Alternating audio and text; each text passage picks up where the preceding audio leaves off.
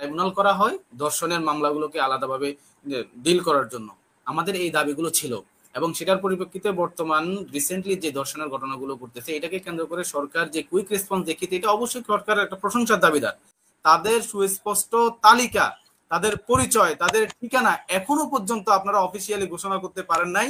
এইটা আপনাদের একটা বড় একটা ব্যর্থতার জায়গা। জাতির কাছে আপনাদের এটা অবশ্যই জবাবদিহিতার জায়গা আছে। আমার মোহসিনুল করিম ভাই উনি বলেছেন যে অতীতের অতীতের যে কোনো মামলার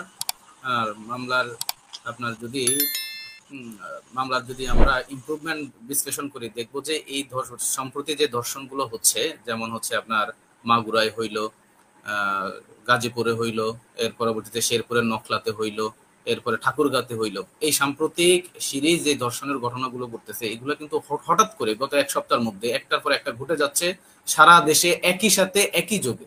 এগুলা কিন্তু কি কারণে হঠাৎ করে এটা মহামারী হয়ে গেল, এটা কিন্তু একটা কোশ্চেন মার্ক, একটা আলোচনার দাবি রাখে, এটা কোনো ষড়যন্ত্রের অংশ কিনা। এখন দেখেন এই যে সরকার কিন্তু ত্বরিত গতিতে রেসপন্স করেছে।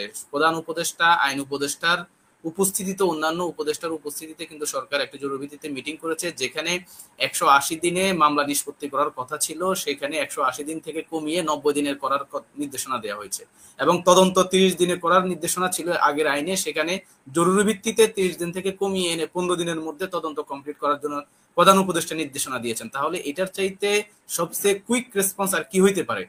এরপরে আপনি দেখেন আমরা কিন্তু ক্যাম্পাসে ধর্ষণ বিরোধী আন্দোলন করেছি 2018-19-এ।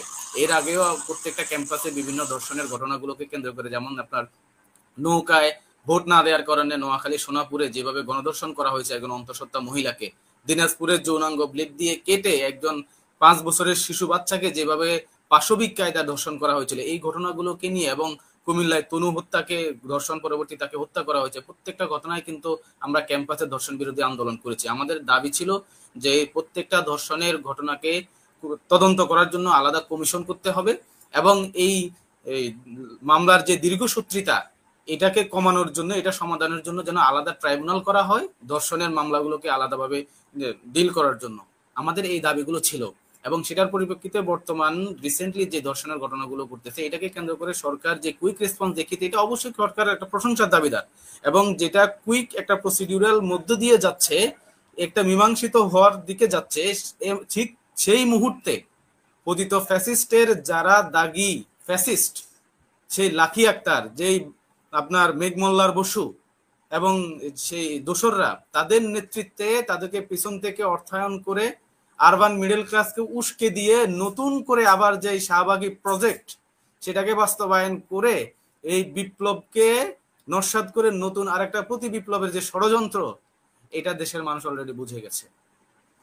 আরেকটা বিষয় যেটা আপনি বলার চেষ্টা করেছেন যে হেফাজতের যে দায়, আমি কিন্তু বেশ কিছুদিন আগে সাধারণ আলেম সমাজের ব্যানারে একটা আলোচনা সভা হয়েছিল, সেখানেও তাদেরকে বলেছি যে একটা মানবাধিকার সংগঠন তারা কিন্তু আপনাদের নিহতর সংখ্যা, সেটা পার্সিয়াল হোক কিংবা সেটা অনেক আলোচনা আছে, সমালোচনা আছে, তারা কিন্তু একটা তালিকা প্রকাশ করেছে। এটাকে কেন্দ্র করে তাকে জেলখানায় যেতে হয়েছে, তাকে রিমান্ডের শিকার হতে হয়েছে।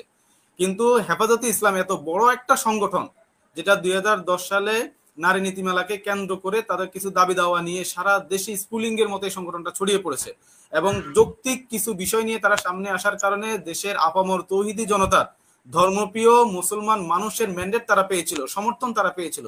তাহলে এত বড় একটা গণহত্যা হয়ে গিয়েছিল যেখানে আমার সহ আলোচক আমার মোহসিনুল করিম ভাই বলেছেন মাদ্রাসার অনেক স্টুডেন্ট আছে যারা মা বাবা খোঁজও নেয় না এবং অনেক এতিম সন্তান আছে, এতিম ছাত্র আছে যাদের মা বাবা আসলে নাই। তাহলে যে ছাত্রগুলো আপনাদের ডাকে রাজপথে চলে এসেছে যৌক্তিক দাবিতে, তারা সেখানে অবস্থান করেছে এবং গণহত্যার শিকার হয়েছে, শহীদ হয়েছে, তাদের সুস্পষ্ট তালিকা, তাদের পরিচয়, তাদের ঠিকানা এখনো পর্যন্ত আপনারা অফিসিয়ালি ঘোষণা করতে পারেন নাই।